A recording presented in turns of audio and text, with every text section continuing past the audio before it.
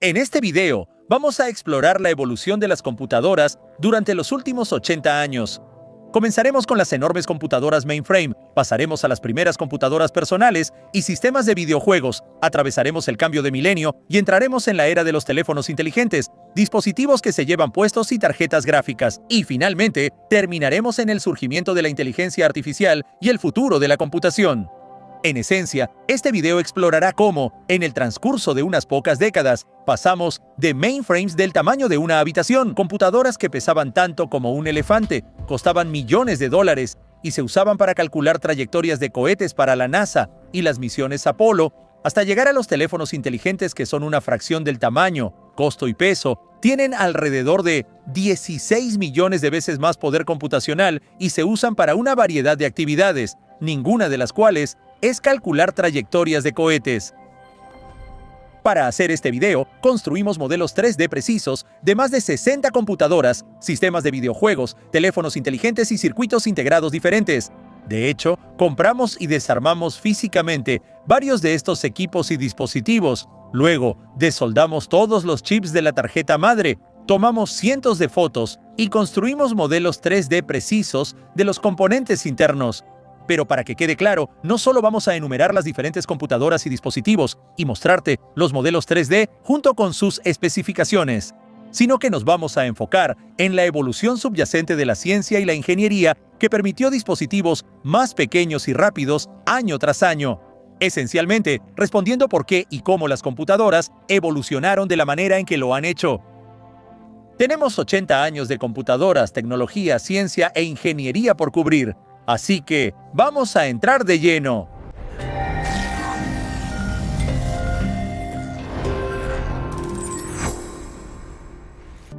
Quizá hayas oído hablar de la ley de Moore, que fue la predicción hecha en 1965 de que el número de transistores en un chip se duplicaría cada 2 años.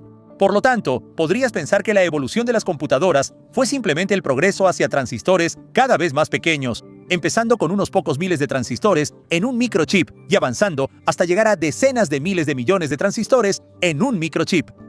Aunque la ley de Moore fue bastante precisa y tuvo un impacto profundo, enfocarse únicamente en ella es una simplificación excesiva y engañosa.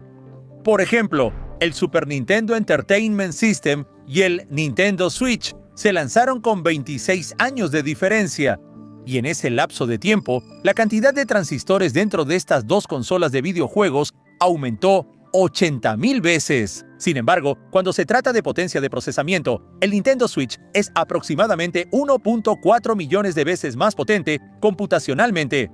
Y la razón subyacente para el aumento exponencial en la potencia de procesamiento es mucho más complicada que simplemente cuántos transistores tiene. Por lo tanto, a lo largo de este video, no nos enfocaremos en la ley de Moore ni en el conteo de transistores, sino que exploraremos cómo los desarrollos tecnológicos específicos, subyacentes, resultaron directamente en el aumento de la potencia de procesamiento a lo largo de la evolución de las computadoras. Específicamente, podemos dividir esta línea de tiempo en 8 periodos o eras distintas, donde cada era tiene un conjunto diferente de avances tecnológicos. Por ejemplo, en la década de 1950 durante la primera era, las computadoras estaban cambiando de usar tubos de vacío a usar transistores. Y luego, en la segunda era, los científicos e ingenieros se enfocaron en cómo agrupar transistores en un solo paquete. Esencialmente, los avances logrados en una era son completamente diferentes de los avances en la siguiente era. Además, explorar estas 8 eras nos dará una idea de cómo algunas empresas fueron líderes tecnológicos en una era, pero luego no supieron predecir o adaptarse a la siguiente. Por ejemplo, IBM fue la empresa líder en computadoras en los años 50, 60 y 70 y en su apogeo controlaba alrededor del 70% de todo el mercado de computadoras. Sin embargo, en la era siguiente, durante los años 80 y 90, los avances clave en las computadoras cambiaron, y como resultado, IBM perdió su dominio, y ahora posee menos del 1% del mercado de computadoras. O considera la caída de Intel durante la década de 2010, cuando era líder en la tercera y cuarta eras, y luego no logró adaptarse, y luego decayó durante la quinta y sexta. Ahora puedes ver tendencias similares con el crecimiento meteórico de Nvidia debido a su enfoque en la arquitectura de GPU y su uso en algoritmos de IA. Y como la historia es la mejor guía para predecir el futuro, al final de este video exploraremos cómo podría ser el futuro de la computación. Ya que este video se enfocará en el poder computacional. Simplemente enumerar las capacidades de procesamiento de cada computadora podría hacer que te pierdas en la escala y la cantidad de ceros, especialmente considerando los centros de datos de IA actuales. Así que en lugar de solo una cadena de ceros, vamos a usar bloques de Lego y equiparar una operación, instrucción o cálculo por segundo a un solo bloque de Lego de 2×4, por ejemplo. Cuando usemos bloques de Lego para mostrar la potencia de cómputo de la ENIAC de 1945, su capacidad de procesamiento era de 5.000 operaciones de suma. Un segundo construye un cubo de tamaño moderado con 5.000 bloques de Lego, mientras que el ANES de 1991, con sus casi 1.8 millones de instrucciones por segundo, crea un cubo de Lego que llena la mayor parte de una habitación. Y luego, saltando a 2007, los 800 millones de operaciones del primer iPhone construyen en un segundo un cubo de bloques de Lego, un cubo de Lego de la altura de un edificio de 2 pisos. Las tarjetas gráficas actuales, con sus teraflops de cálculo, forman uno que se vuelve ridículamente grande. Pero aún no llegamos a eso. Así que volvamos al inicio de esta línea de tiempo y sumerjámonos en la primera era de las computadoras, que abarca de 1945 a 1962 y se llama la era de la transistorización. Aquí están las 5 computadoras de ejemplo que usaremos y exploraremos con más detalle. Comenzaremos con la ENIAC, construida en 1945. Es importante señalar que hubo varias computadoras del tamaño de una habitación que se construyeron antes, como la computadora electromecánica utilizada para descifrar el código Enigma, pero no las exploraremos ya que son computadoras de propósito especial. Lo que hizo notable a la ENIAC es que fue la primera computadora programable de propósito general. La ENIAC fue construida 2 años antes de que se inventaran los transistores, y por lo tanto, funcionaba usando 17.000 tubos de vacío, lo que la hacía bastante grande e increíblemente pesada.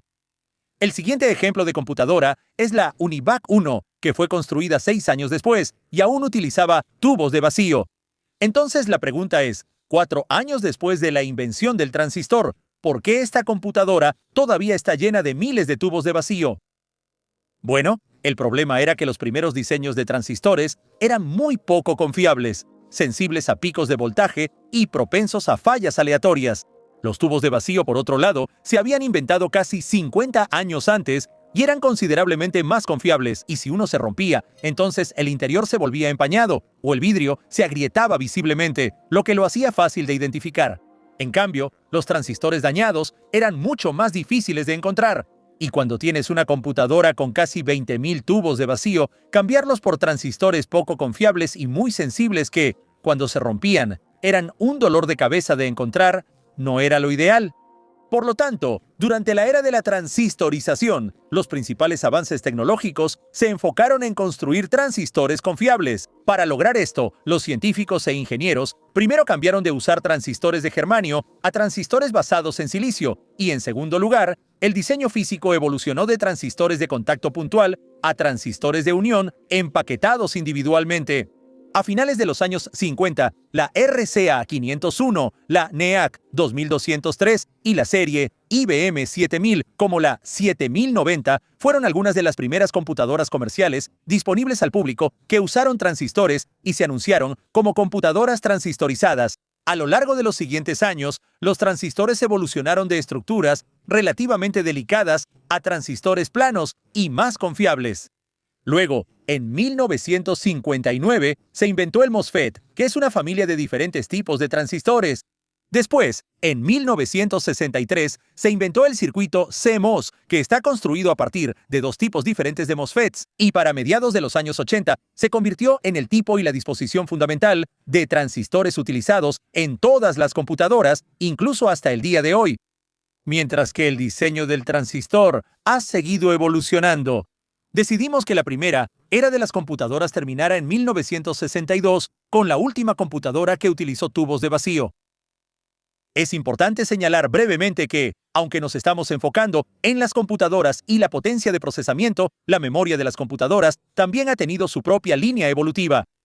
Los primeros métodos para almacenar datos incluían técnicas bastante interesantes, como el uso de ondas sonoras y tubos de mercurio, llamados líneas de retardo de mercurio, o la utilización de tubos de rayos catódicos, en el resplandor del fósforo. Con el tiempo, se usaron pequeños toroides magnéticos con cables de cobre tejidos a mano entre ellos, llamada memoria de núcleos magnéticos, y grandes tambores magnéticos. Y después de eso, rollos de cinta magnética, luego discos magnéticos, DRAM y así sucesivamente. La evolución de la memoria de las computadoras es increíblemente complicada, así que la exploraremos en un video aparte. Hay muchos más detalles que omitimos por cuestión de tiempo, pero aquí están las notas adicionales que puedes leer si lo deseas.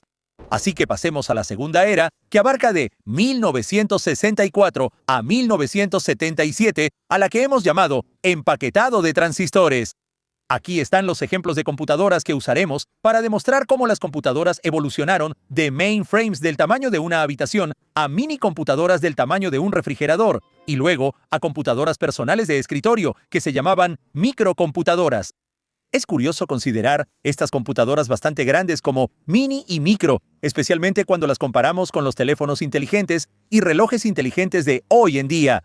Sin embargo, al compararlas con los mainframes del tamaño de una habitación, estos nombres tenían sentido. De cualquier manera, durante la mayor parte de esta época, los mainframes IBM System 360, que se lanzaron en 1964 y se descontinuaron en 1978, fueron la familia de computadoras más popular y exitosa. Estos mainframes eran tan dominantes que, desde finales de los años 60 hasta principios de los años 70, alrededor de 3 de cada 4 computadoras fabricadas eran mainframes IBM System 360.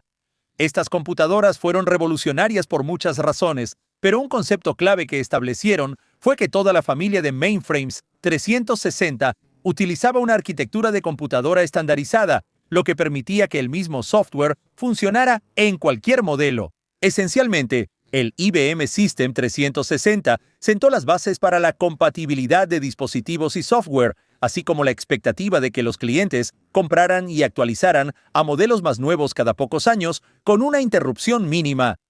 Por ejemplo, usando el System 360 era posible actualizar la CPU, y para hacerlo, todo lo que necesitabas era cambiar el gabinete de la CPU por el más reciente, cada uno de los cuales se llamaba técnicamente un bastidor o unidad.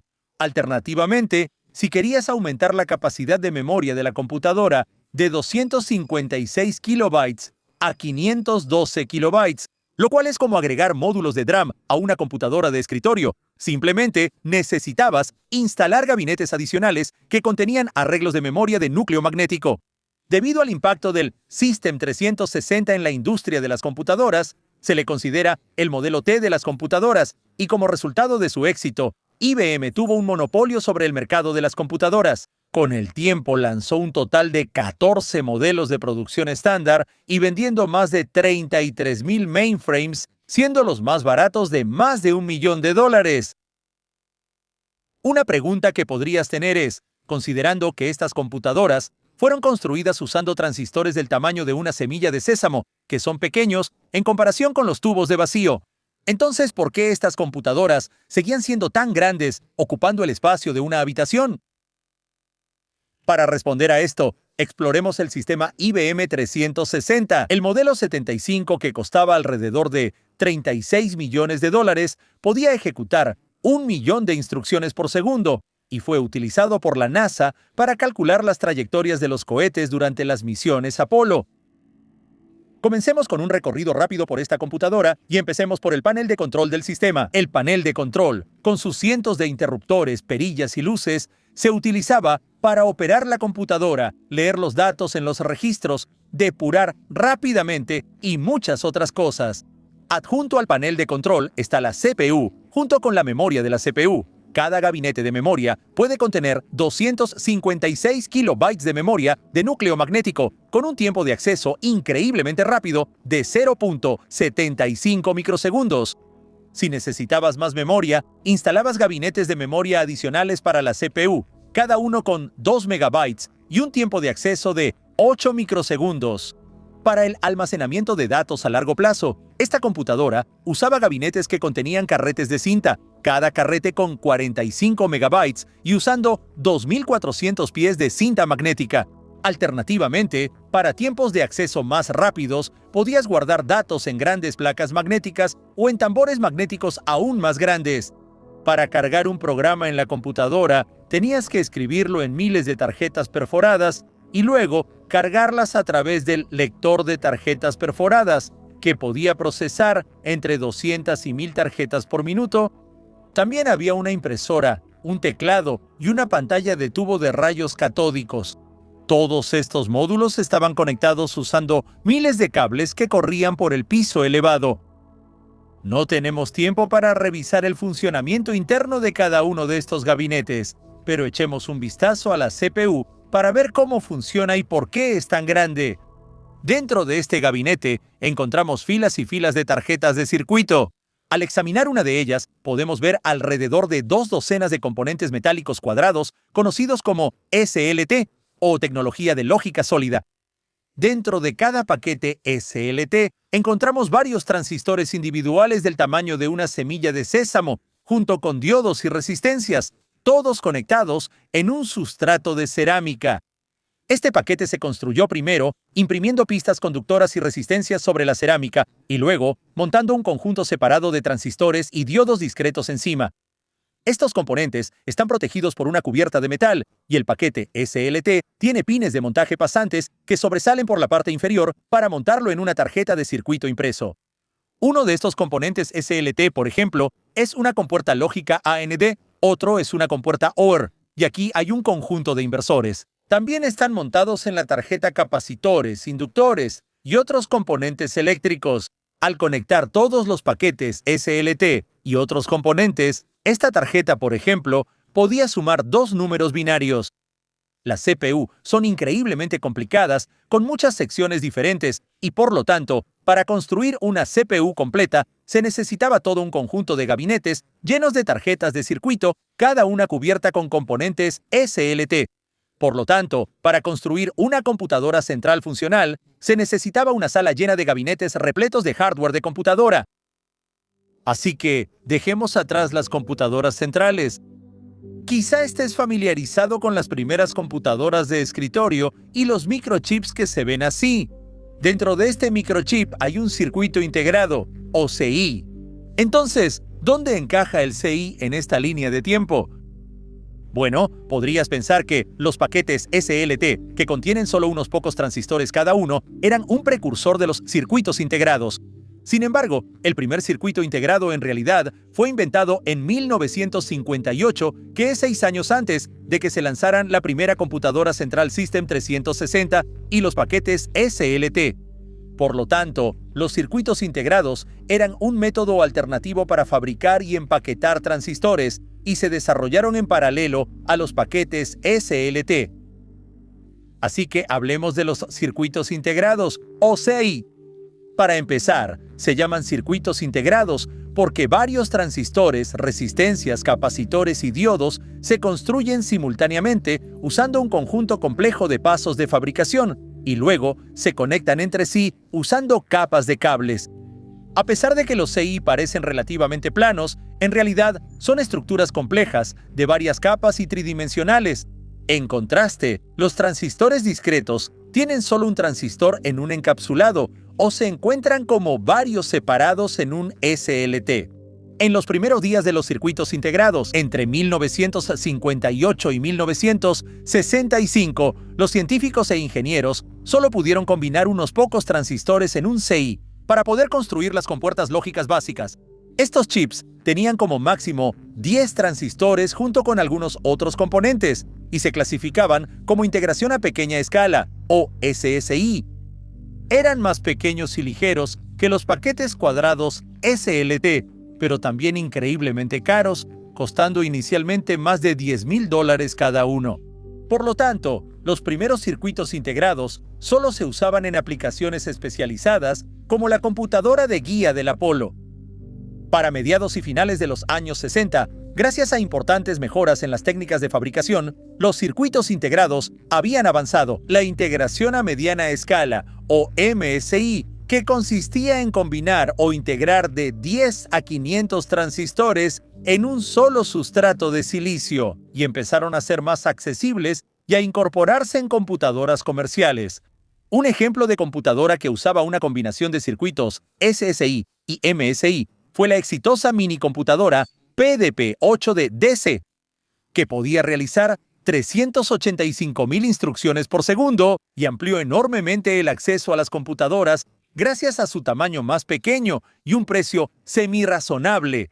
Otras computadoras que usaban chips MSI, por ejemplo, eran la Xerox Alto de 1973, que contenía 4 chips 74181 separados, cada uno compuesto por 170 transistores, que podían realizar partes de cálculos simples. El siguiente paso fue la integración a gran escala, o LSI, que iba desde integrar 500 hasta 20.000 transistores en un solo chip. En 1971, Intel lanzó el 4004, que es ampliamente considerado como el primer CPU disponible comercialmente. Empaquetado en un circuito integrado, este chip contenía 2.300 transistores, procesaba datos en bloques de 4 bits y podía ejecutar 92.000 instrucciones por segundo. Este fue, de hecho, el primer chip de CPU, pero era increíblemente débil en términos de potencia de procesamiento, y debido a sus cálculos de 4 bits, sus principales aplicaciones eran en cosas como calculadoras simples y cajas registradoras. A finales de 1974 se lanzaron 2 CPUs más, la Intel 8080 y la Motorola 6800, y aunque alimentaban algunas microcomputadoras, los chips por sí solos costaban alrededor de $. Estos altos precios impulsaron el desarrollo del MOS 6502, que fue lanzado en 1975 y costaba solo alrededor de $150. Contenía 4.528 transistores y funcionaba con una arquitectura de 8 bits.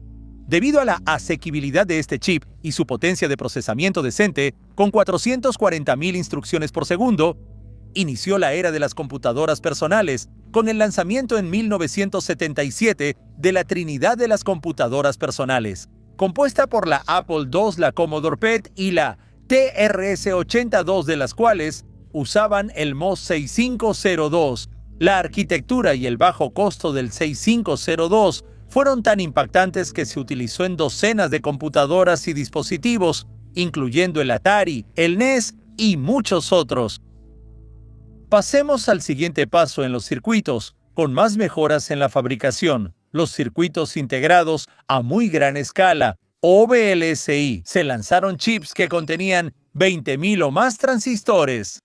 Por ejemplo, el Intel 8086, presentado en 1978, es uno de los primeros chips de CPU de 16 bits y contenía aproximadamente 29.000 transistores. Pero hablaremos más sobre la evolución de estos chips en la siguiente etapa. Se decidió terminar la segunda era en 1977, ya que se considera el inicio de la computadora personal para el mercado masivo. Pero antes de pasar a la siguiente era, exploremos una pregunta crítica.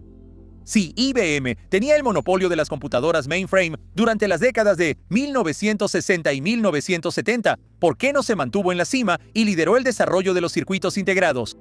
Bueno, como mencionamos, IBM estableció su dominio del mercado con el System 360. Usando una inversión significativa en paquetes SLT en ese momento, IBM estaba integrada verticalmente y construyó fábricas y líneas de producción completas enfocadas en la producción masiva de componentes SLT baratos y confiables, así como toda la computadora central y cada paso intermedio. En contraste, a principios de los años 60, los circuitos integrados a pequeña escala eran increíblemente caros y solo se usaban en aplicaciones de nicho como las computadoras de guía de cohetes. Es importante señalar que IBM sí desarrolló circuitos integrados para almacenamiento de memoria y, de hecho, patentó el primer circuito integrado DRAM en 1968. Además, después del SLT, IBM desarrolló y pasó a la MST, o Monolithic System Technology, para la familia de mainframes 370, que básicamente era un pequeño integrado empaquetado dentro de un factor de forma SLT. Su retraso en el desarrollo de circuitos integrados permitió que empresas como Fairchild Semiconductor, Texas Instruments y eventualmente Intel tomaran una ventaja considerable en la investigación, desarrollo y fabricación de circuitos integrados. Básicamente, el SLT hizo que IBM se convirtiera en el líder del mercado. Sin embargo, en el punto de transición crítico hacia los circuitos integrados, no tenía sentido para IBM desviar dinero de las tecnologías exitosas y consolidadas para invertirlo en circuitos integrados. Una nota adicional es que entre 1969 y 1982, el gobierno de Estados Unidos realizó investigaciones antimonopolio sobre IBM, lo que probablemente inhibió el interés de IBM en usar su dominio del mercado para ser el líder en el mercado de circuitos integrados. Por otro lado, en las décadas de los 60 y 70, el potencial del mercado de las computadoras personales era desconocido.